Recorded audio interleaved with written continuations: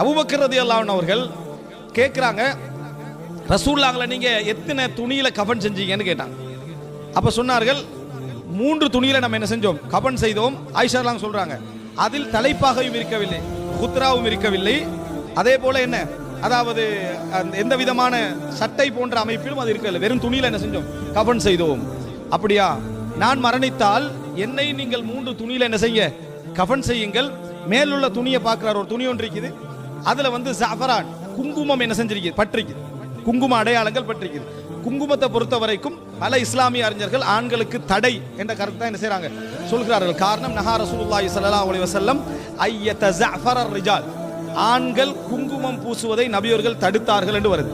காரணம், குங்குமத்தில் அடையாளமும் விழும், வாசமும் என்ன செய்யும் வரும், அடையாளம் விடும், வாசமும் வரும். அடையாளம் என்றது பெண்களுக்குரியது, ஒரு வாசத்துடைய அடையாளமாக அது பெண்களுக்கு தான் என்ன செய்யணும், வரணும். அது ஆண்கள் பூசுவதை வெறுத்தார்கள் என்ற செய்தியை பார்க்கிறோம். இந்த தடை வந்து சிலர் வந்து அடையாளம் இல்லாம வெறும் வாசம் பூசினா பரவாயில்லை அப்படின்னு சொல்கிறார்கள். அல்லாஹு ஆலம், தடை என்ற செய்தி ரசூல் ஸல்லல்லாஹு அலைஹி வஸல்லம் அவர்கள் நேரடியாக செஞ்சுக்கிறாங்க. அந்த துணியில வந்து அதாவது குங்குமத்துடைய அடையாளத்தை கண்ட உடனே அபூபக்கர் ரலியல்லாஹு அன்ஹு சொல்றாங்க, இதை கழுவுங்கன்றாங்க.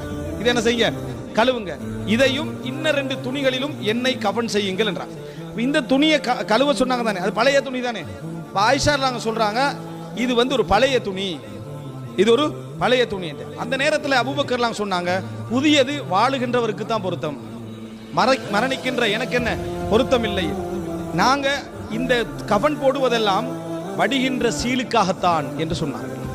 மரணத்திற்கு பின்னால் வடிகின்ற சீலுக்காகத்தான் இந்த கஃபன் போடப்படுதே தவிர புதியதை நீங்க என்ன செய்ய, வாழுகின்றவர்களுக்கு வைத்துக் கொள்ளுங்கள், பழையதுல என்ன செய்ய, கஃபன் இடுங்கள் அப்படி என்று சொன்னார்கள் என்ற செய்தியை நாம் என்ன செய்கிறோம், பார்க்கிறோம். அன்புள்ள சகோதரர்களே, அபூபக்கர் ரலியல்லாஹு அன்ஹு அவர்கள் அதே மாதிரி ஆசைப்படுகிறார்கள், இரவுல மரணிக்கிறார்கள்.